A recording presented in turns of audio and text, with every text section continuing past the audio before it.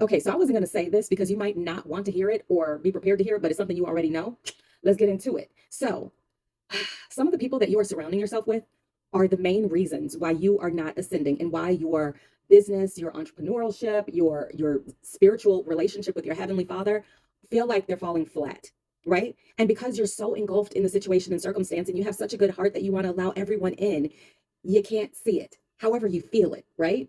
And nobody around you wants to say anything because they don't want to hurt your feelings and they don't know how close of a relationship you have with these extra people.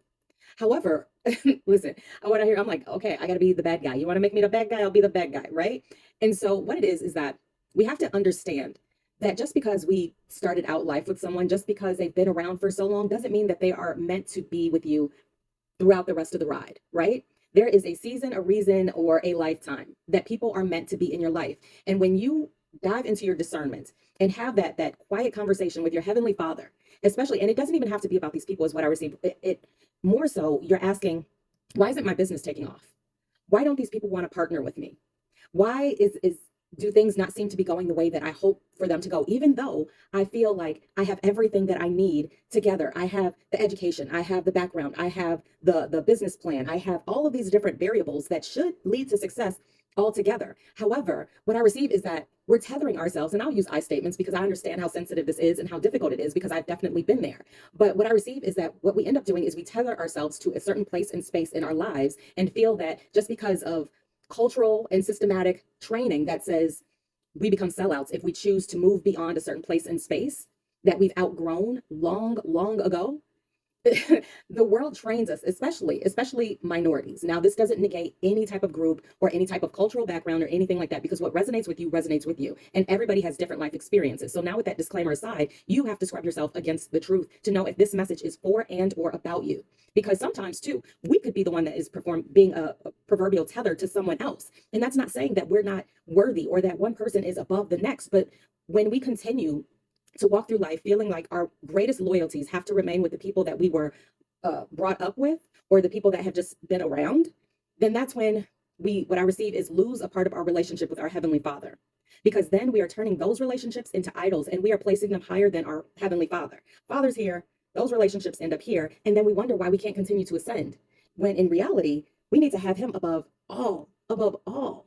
I mean, above our kids, above our marriage, above everything, right? And if that's hard to swallow, then maybe we have to scrub ourselves up against the truth because He is the end all be all. He is the Alpha, the Omega. He is our creator. He is our everything.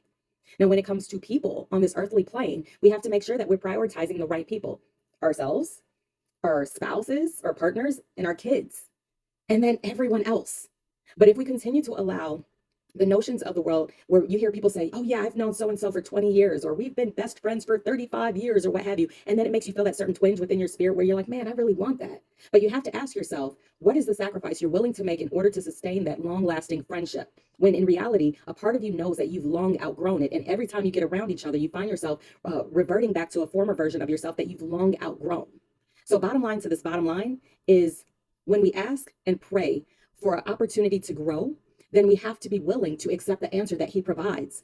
And 9 times out of 10, it's not going to be what we wish to or hope to receive. So, how much do we actually want to grow? Or are we just going to continue with these relationships that keep us tethered to former versions of ourselves that we've long outgrown in order to actually, what I hear is sabotage our journey towards more? Because maybe subconsciously, maybe we don't feel worthy of where we're actually trying to go or the place that He has implanted in us as far as where we have the potential to ascend to once we walk in our purpose. But again, we just have to scrub ourselves up against the truth. If this resonates with you, it's not to say you got to be like, hey, yo, y'all got to go, right? We're more classy than that, right? We handle things with couth. Maybe start spending less and less time with them. Maybe don't invite them to every single function. Maybe start thinking about what would the person that's in a position that I wish to be in, what would they do in this situation? Would they invite these people? Would they continue to hang out with them? Because listen, we also have to keep in mind that we're in a world of everyone having a cell phone. So if a picture of you with those people would impact your ability to grow and ascend and be successful, then that tells you everything right there. But you know what I say. These are my moments. It's your life. You're strong. You're powerful. You get to decide. And that's it. Bye.